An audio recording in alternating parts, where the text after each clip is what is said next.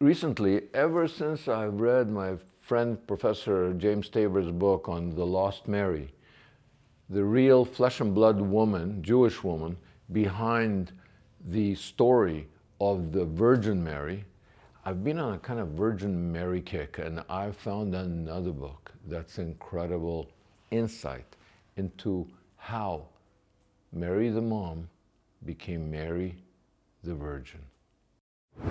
Simca's Sessions, out-of-the-box insights into history, religion, and politics.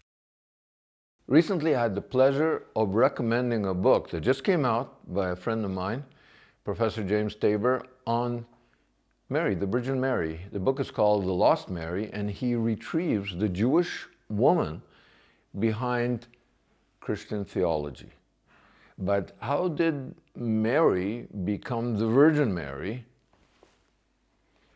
This is the book written by Professor Carla Ionescu, and I don't just like her because she's got Romanian background, and I do too, but for transparency I had to admit that. It's called She Who Endures, and it's really about a time, in Jesus' time, first century and before, for 1,000 years, when religion was kind of feminine, before men got a hold of it, before they kind of played with it.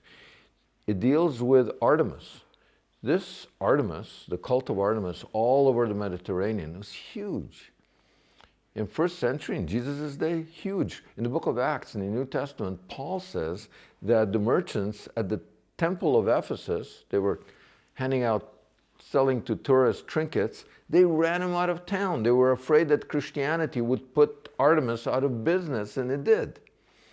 And Carla Ionescu retrieves this religion.